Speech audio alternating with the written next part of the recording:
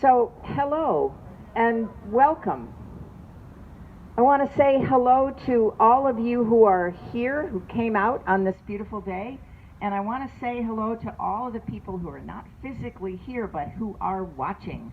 The members of this congregation and the friends of this congregation and the neighbors, I hope, of this congregation, and all the visitors who are watching from wherever they are. We are here today. Sorry, my name is Tricia Hart. I'm the developmental minister of this congregation, and I'm grateful to a whole bunch of people who are making this event happen, not least of all Woody Fulton, who is our tech support, and James Stewart, who is filming today, as well as the whole racial justice team. We're here today because a few years ago, this congregation, the members of this congregation, were sad and angry and frustrated because Michael Brown was killed in Ferguson, because Tamir Rice was shot in Cleveland, because the list goes on, names that we know and many that we don't. Philando Castile, Alton Sterling, Laquan McDonald, Tatiana Jefferson, Stephon Clark, Terrence Crutcher. I don't know that when the congregation reacted to a few of those murders that they realized what a large problem, what a large challenge our society faces. And the reality of that, the truth of that, has become more clear over these last years. We are here today to acknowledge that truth and to acknowledge the new energy in everywhere brought about by the murder of George Floyd, the murder of Breonna Taylor, and others we have lost in these recent weeks. Initially, the congregation put up a banner because they wanted to say something in response to all of this violence.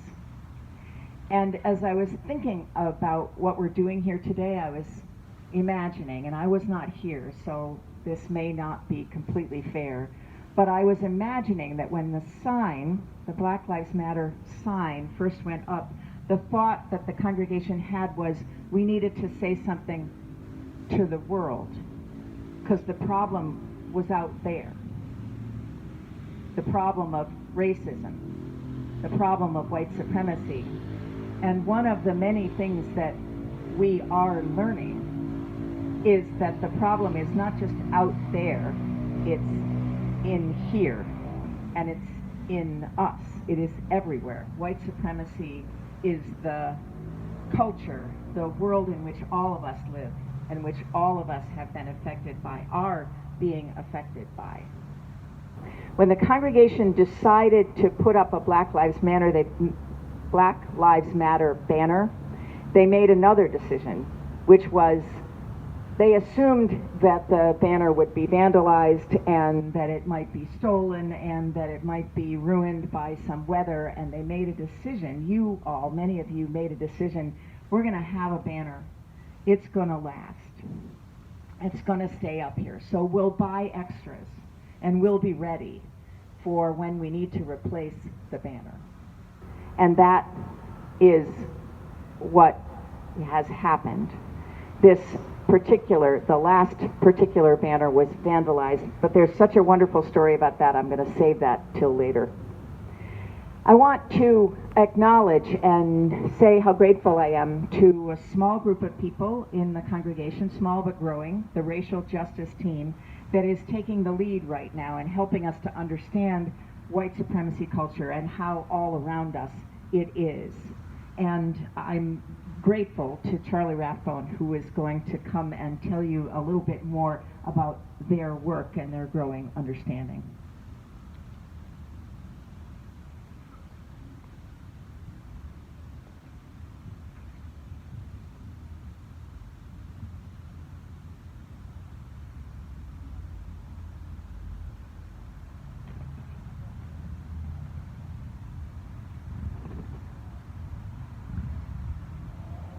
Good afternoon.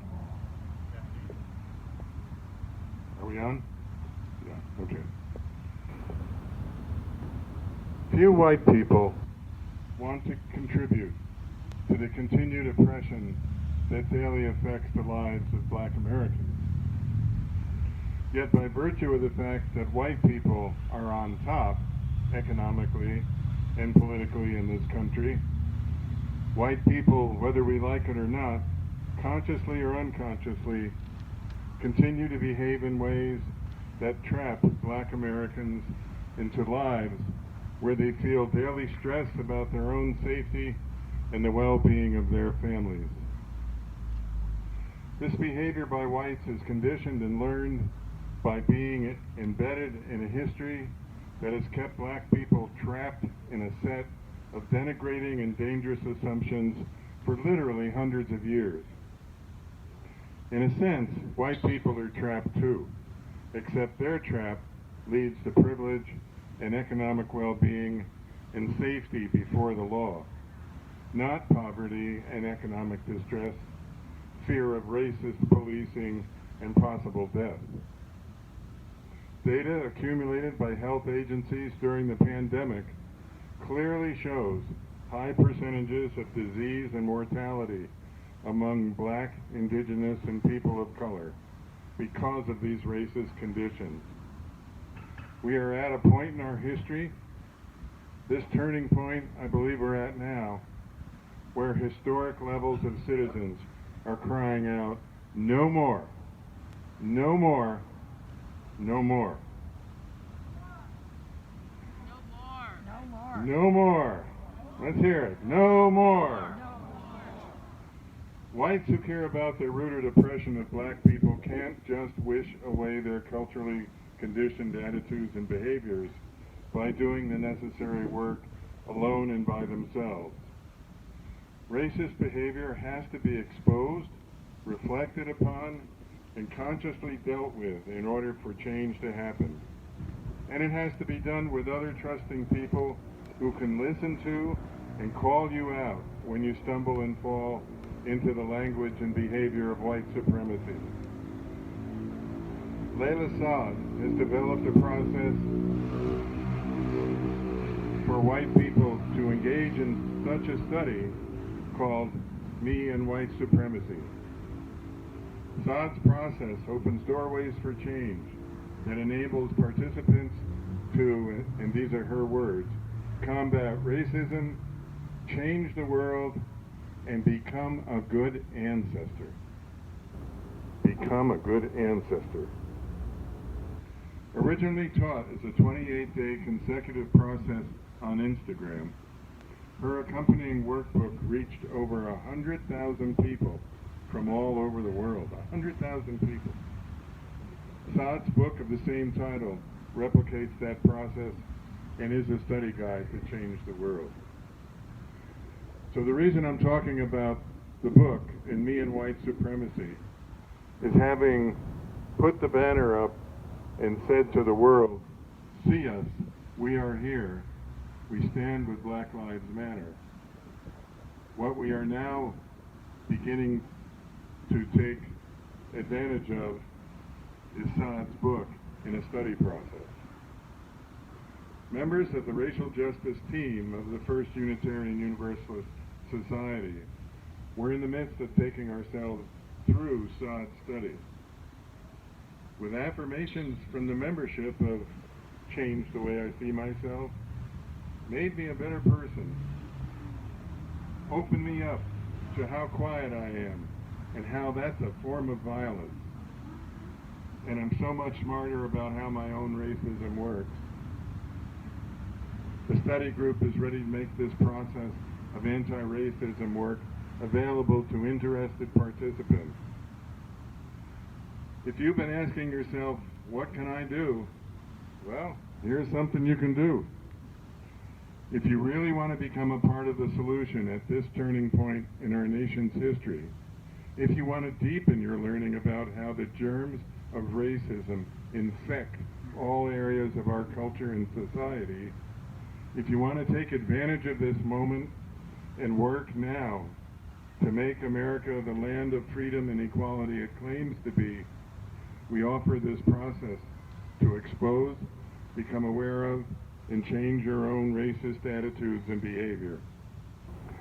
So it's the second step, really, after the banner, that the UU Society wants to deepen our understanding of this germ that's been infecting the way we see each other and the way we behave for over 400 years. Thank you.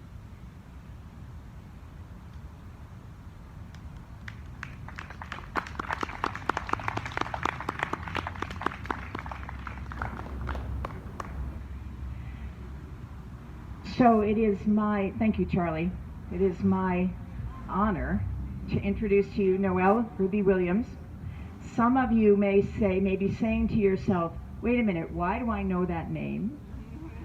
And the reason you might know her name is because she and a couple of other, at that point, current students of Montpelier High School, Noelle had just graduated, organized one of the biggest, if not the biggest, was it the largest protest gathering in Vermont since the beginning of this new time, since the death of George Floyd.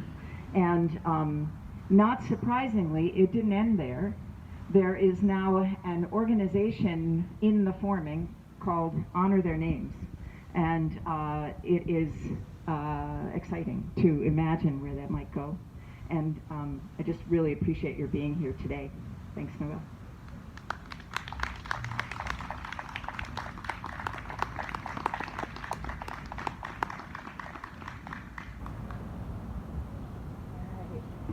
Thank you all for having me and being here today. I really appreciate it. Can you hear me all? Yep.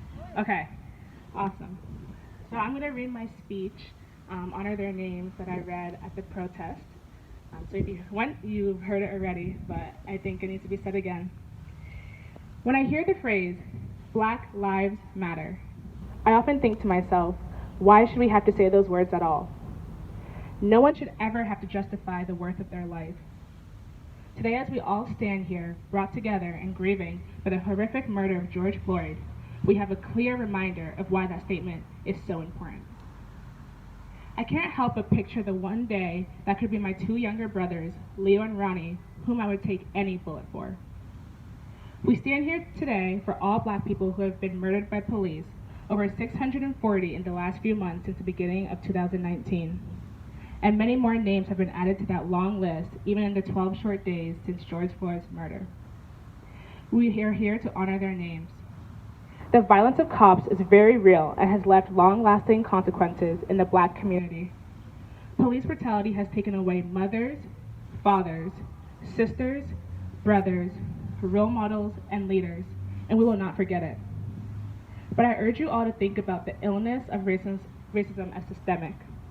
Holding individual cops accountable for their actions is extremely important, and we must continue to do so. But our work does not stop here. Beating racism means fair trials, equitable sentencing, and justice in every arena. The actions of cops are the tip of the iceberg. Police violence against Black people in America is uncomplicated for many of us to confront and condemn. But police brutality is an indication of an even bigger problem. The illness of racism has not infected only the arm of the police, it has infected the whole body of our country. All of the many problems Black people face in America today have deep roots that go back hundreds of years. Our lives have never been valued equally to those of white Americans, but our justice system and beyond. While the history of Black people in America is a violent history, it's also a history of activism, a history of change, and Black people have fought time and time again for their rights. We have persevered and made significant changes and progress. Standing here in protest and memorial of lives lost, we are the most recent players in a significant history of a powerful activism.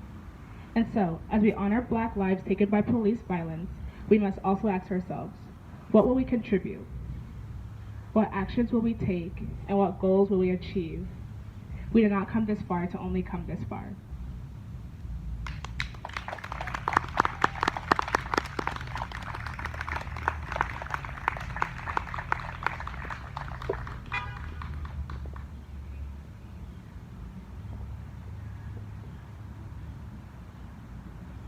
And I'd now like to introduce Jabari Jones, who is a person who has been involved in Black Lives Matter work in Burlington and other states for quite a long time, and whose voice has been one of the voices that Unitarian Universalists have followed. I hope you know that. That's true for the last few years. And so thank you for being here. I'm going to let you tell us more about what you're doing now.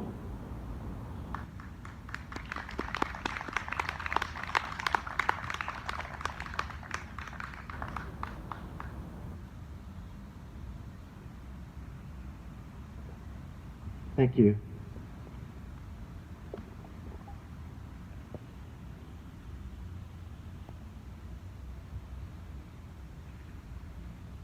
We shall overcome someday, and by someday, I mean today, at this hour. The time is always now to be free. The time is always now. We've made a lot of progress, and by progress I mean, as Angela Davis wrote, freedom is a constant struggle. A struggle in the here and now. We are free, but we live in an unfree place called America. We are free, but we are oppressed. We are free, but we are traumatized and suffering. And so our liberation is incomplete. We have always been free, but born into a world in chains. The chains of domination and control. Domination is a project. White supremacy is a project. Whiteness had a beginning. It will have an end, one way or the other. Liberation from all forms of oppression is a project that exists right now, and in the past, and in the future. When we take up the project of liberation, we take it up at all points in time. We liberate our ancestors. We liberate future generations. We liberate ourselves. We liberate each other. Liberation is an imagination. Liberation is a space and an always existing spaciousness. Liberation is choice. Liberation is love. Liberation is power.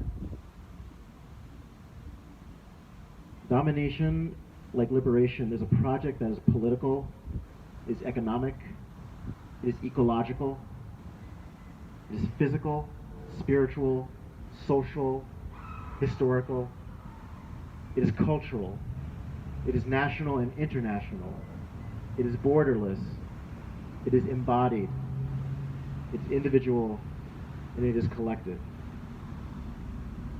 If you're standing next to someone, please turn to them and ask them, how will you take up the project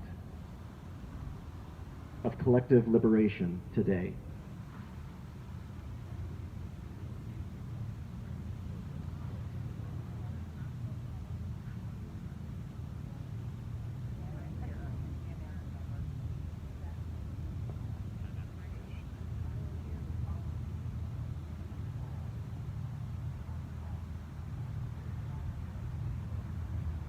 And now please ask yourself,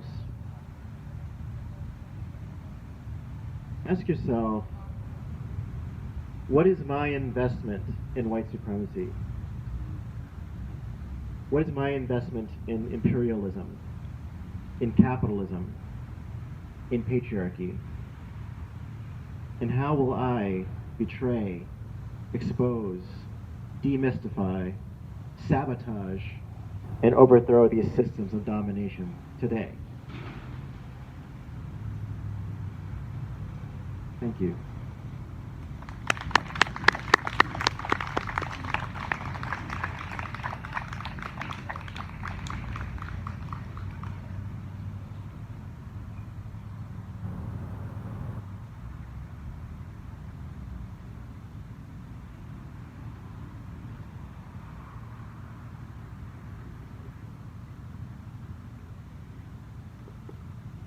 So, Jabari, thank you for that last question.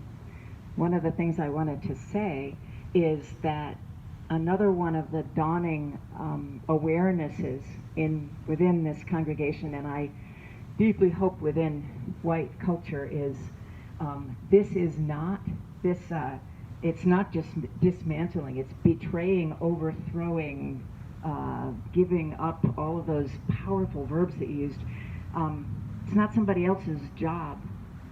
We have to stop waiting for the government to get it right, because it's our work. It is our work. And can only manage how daunting that is by knowing that I get to do it with all of you and with many other people, because we need each other in this work. So speaking of needing each other, I told you I would tell this story. It was almost a month ago that someone, we don't know who, came along and took a knife and slashed, not that banner, but the one before it, almost from top to bottom. And it was hanging by its top seam there, and the two parts flapping in the wind. And we did what this congregation did, was what we're supposed to do. We, I mean this with all the love in the world. We looked at our protocol. What do we do if the banner is damaged? Well, we do this, and we write a press release, and we do a number of other things, and the emails were flying, and late at night, and then the word came the next day, the banner has been bandaged. The banner has been taped together and stapled and strengthened at the bottom, and we had no idea at first who did that. We now have some idea because we got an email the next day from a neighbor, from a person who lives in the neighborhood, and for whom that sign and other signs that have been up on this building that express our values and our principles, that's really important to them. So they wrote an email and said, we hope you don't mind. We hope it was okay for us to come and repair the sign. It's not going to last forever, but we just, it's too important to us to let it be hurt. And I don't know about you, but that blew my mind, because it was an awareness that it's not just the congregation being aware that it has a sign, or the city being aware that the congregation has a sign. It's the neighborhoods, it's the people, it's all of us together. So that's a new banner. It just went up yesterday. When it disappears or is damaged by a person or by the weather, we will replace it again. And we will remember, I think, now that it speaks to the people inside the building as well as the people outside the building, and that is as it should be. I was talking to Dan House, the president of this congregation, this morning. Dan couldn't be here with us today, but he said, you know, what I wish for, what I imagine, is the day that we can take that banner down, because we won't need it anymore. There will be another banner to put up. There will be more work to do, and who knows when that will happen. But it is there now, and a reminder to all of us, and a reminder to the world. I want you to, as we said we were going to bless the banner, I want you to just turn, don't go anywhere, but just turn and look at it. Mostly you'll be looking at the back of the banner. And I want you to, however you understand this, I want you to send some energy that way. Because that banner does a whole lot more than just stand there and look yellow and bright. It actually has a job to do. I don't know how many of the rest of you have been amazed by the number of people who take pictures of this building, the people who come to Burlington and take pictures of this meeting house without knowing much about it, if they take a picture that includes the Black Lives Matter sign, they're getting a more complete picture.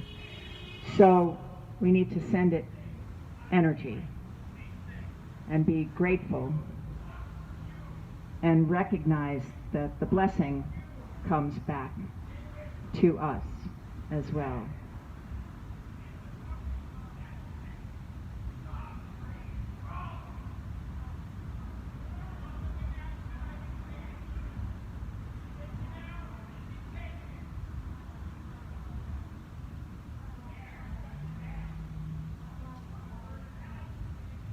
Our work is every day and all day long, sending love, sending hope, choosing to believe in justice and mercy. So would you turn now and don't look at me, look at each other just for a minute as we end here. A benediction means good words. Some words at the end of a little service. And the benediction today is from the work of the Reverend Leslie Takahashi, who has also been a leader in our association. And she said this: I can't hear this too often, so I hope it will inspire you as well. She writes, all that we have ever loved and all that we have ever been stands with us on the edge of all that we aspire to create. A deeper peace, a larger love, a more embracing hope, a deeper joy in this life we share. So may it be. So may it blessed be. So, let the people say amen. It's a thing we can do. And I want to invite as many of you as want to and can stay for the brief silent vigil that we're now doing along with other congregations in the city, starting at 1 o'clock on the first Sunday of the month. So we'll keep our masks on and spread ourselves out and hold signs and bring some more love and joy to the city of Burlington. Thank you. Thank you for being here.